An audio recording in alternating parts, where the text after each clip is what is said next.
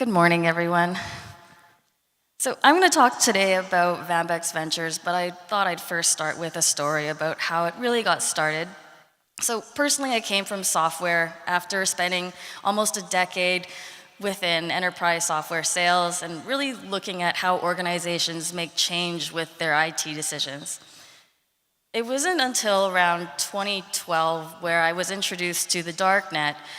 And prior to that, I'd heard about Bitcoin. I'd seen it on the news in some regard, and I thought it was kind of silly. I thought it was a ridiculous name. I didn't think it would take off. I don't know why it was called Bitcoin. It wasn't until I was in the darknet and I saw Bitcoin being used, and mind you, this is an environment where people are trying to rip each other off. If they're gonna scam you out of money, they'll do it. And the reason why they were using Bitcoin is because you can't reverse a Bitcoin transaction. You also can't fake a Bitcoin transaction. And that was essentially my light bulb moment, where I then began to dive into the Bitcoin white paper and go down the rabbit hole, as they call it, to understand how this thing really worked. It was then that I decided I wanted to mine Bitcoin because printing money in my garage sounded really cool. And then I realized I couldn't afford a rig at the time, so I thought I'd earn Bitcoin. I found myself on a forum called Bitcoin Talk, and it was a bounty to create a database for $500 in Bitcoin. I did the bounty, they liked what I had given them, and they offered me a job. That company was called Mastercoin. Mastercoin, as you may have heard the other day, is the first company to do an ICO. And it was such a new concept that people were calling it a scam. They didn't really know what this Mastercoin project was doing. And so Mastercoin decided to do another ICO called MadeSafe. MadeSafe, as you may know, is trying to decentralize the internet, and they've been a long-standing project that unfortunately has still yet to get off the ground. But being exposed to that process itself made me realize that token sales have a long way to go. It was still very unstructured. People didn't really know what they were doing. And that's why I thought, let's put a framework together that better helps projects move through this token sale life cycle so that they're properly ready to do a future financing event. And during my time at Mastercoin, I was getting paid in Bitcoin. I thought, I'm going to open up some ATMs, find a way to liquidate these Bitcoins. And because I'm based in Vancouver, I'm going to call it the Vancouver Bitcoin Exchange, hence Vanbex.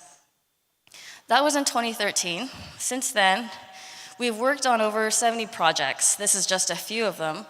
And seeing these early stage projects have a solid white paper, a really solid technical team, but really not a solid understanding of product marketing, value proposition, token economics, really let Vanbex kind of take the lead in creating a benchmark strategy on how we should approach this. So we worked on non-ICOs, which was our preference at the time because it was a lot less strenuous. But the way the wind is blowing right now, it's ICOs all day, every day. The reason why I'm here today is because we would see sometimes these real nuggets of projects that were undercapitalized, had a strong team and a strong technical concept, but didn't have enough to really properly market themselves or to really put together all the elements needed to do a token sale. So we thought, why don't we finance them early on, take a bit of the equity in the company, and then help them throughout the entire life cycle so that they do the token sale properly. This is why we're launching Vanbex Ventures. It's a 10 and 10 model. We're going to be managing a basket of equities, tokens, and cryptocurrencies. And we fall nicely within this quadrant of both incubation and a public investment vehicle. What makes us different is that we're going to be using our Vanbex group machine, which has been running for the last 5 years. And we're going to be putting every project that we see, which we get about 200 projects that come to us a month. We put them through a 70-question survey, and if they're able to actually complete it, we then decide as a team whether they have a proper business model, a solid understanding of what they're trying to do in an industry that is very competitive. And what is the value of the token? If they don't have that figured out, we'll help them with this thing called token economics. So this is our Vanbex Ventures life cycle. We'll put them through the assessment process. We have our incubation and fund. And then once we put them through the Vanbex Group machine, we'll help them with the ICO or future public strategy. As an approach that makes us different from other public crypto funds and incubation entities, we're also doing a token. This is what I thought blockchain capital was going to be when they first launched. So this is why I think we have to have some kind of public blockchain strategy, but with a token that is a redemption vehicle to what the fund is offering. So we're going to be giving anyone that holds our Vanbex Ventures token early access to the projects we work with, more value add in terms of deeper hands-on with interaction with the projects, as well as more further discounts.